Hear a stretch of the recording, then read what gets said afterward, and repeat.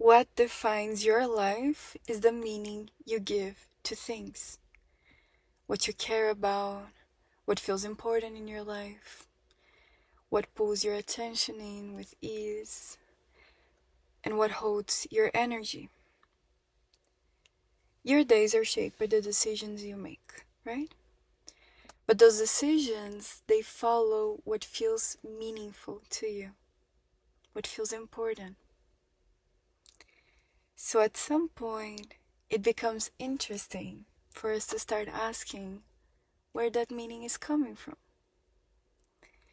Because reality itself is meaningless, completely meaningless, in the sense that objectively, there is no meaning or instruction attached to anything. Events happen, situations in our life unfold. Things around us simply exist without meaning. Today, I want to explore with you this idea of meaning, how it forms, how it shapes our experiences, and how it defines our lives. Just to see what happens.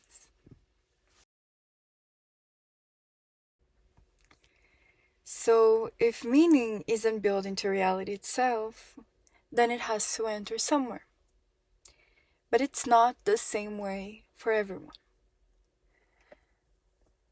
You know how the same situation can feel very significant, very meaningful to one person, and completely irrelevant to another? Something can feel threatening, motivating, comforting, or empty, depending on who's experiencing it.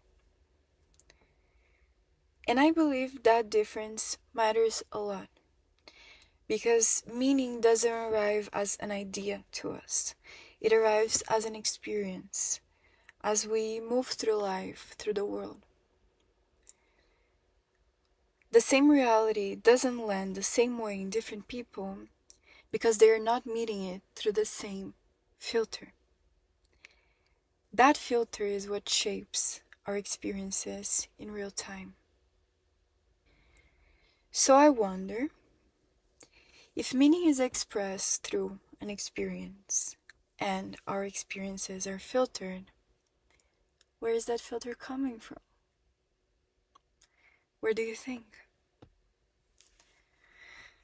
I believe it comes from the conditions we grow up inside, from what we're exposed to repeatedly growing up, from what's rewarded, encouraged, praised, or punished.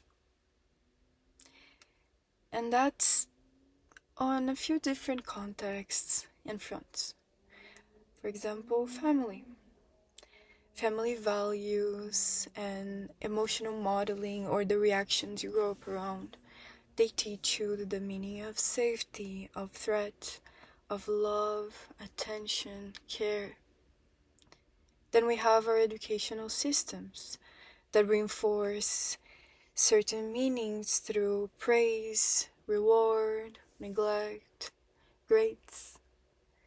We also have economic context that trains our attention and defines our meaning around scarcity, money, expansion, abundance, opportunity, what it means, the weight it carries, or the lightness it carries.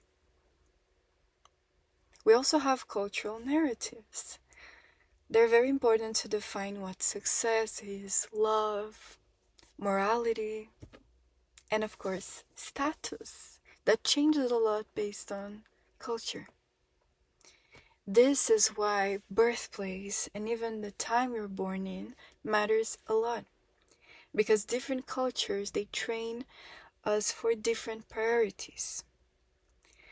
What feels very meaningful in one place can feel strange or empty, meaningless in another.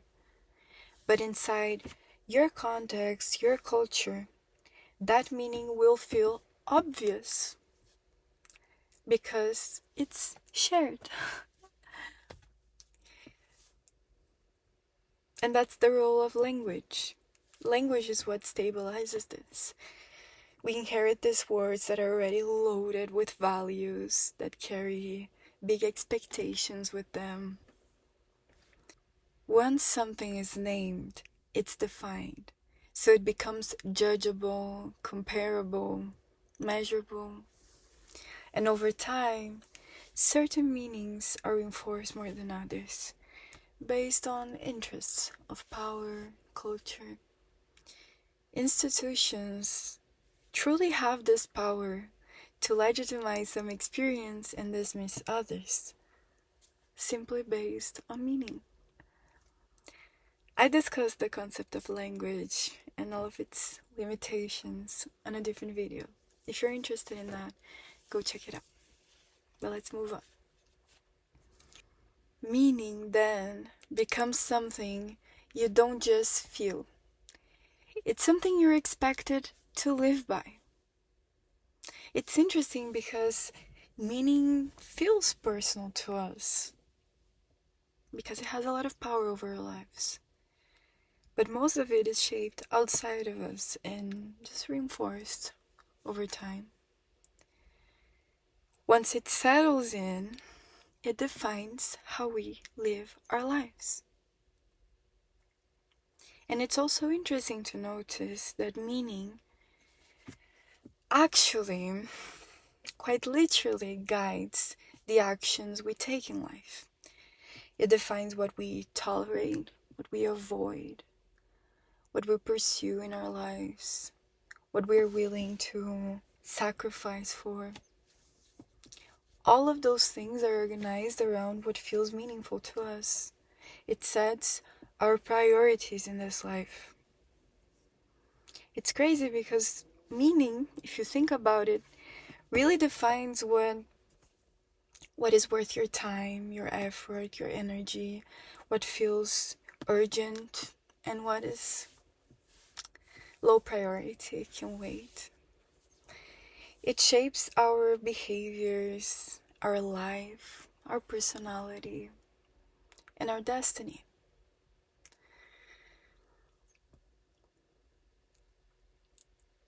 So, when we stop to explore the idea of meaning, it's not just talking about something conceptual,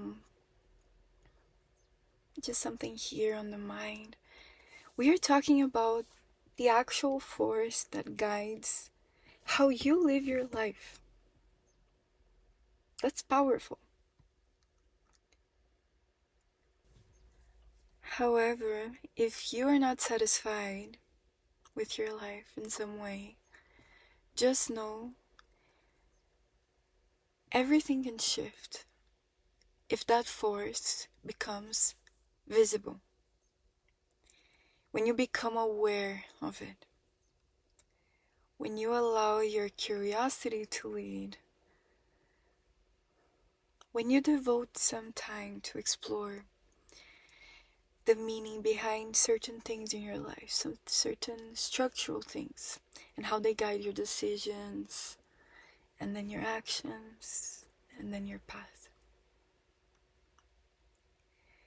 That stopping and noticing creates space for you to examine it, to understand where it's coming from, how it impacts you, and if you desire to change through curiosity, exploration, and a lot of self-compassion. So, can you do that for me? Can you take a break and explore how your mind sets meaning to big or maybe even small things around you? Can you take some time to explore your mind, to understand your interpretation of the world and where it came from? How your family shaped that, the role of culture in it. Just to explore, just to see what happens. And maybe, if you like, to start questioning it and exploring some alternative meanings. And if you want my support on this, I have a curiosity challenge coming up on my Patreon. Because sometimes we just need that right space or community in order to create the time to explore ourselves, get to know ourselves better. This space I built is for that, for curiosity, exploration, openness, and connection. So if you're interested, click the link below and come join me. I am very much looking forward to supporting you in your curiosity journey. That's it for today. Don't forget to subscribe, and I'll see you soon.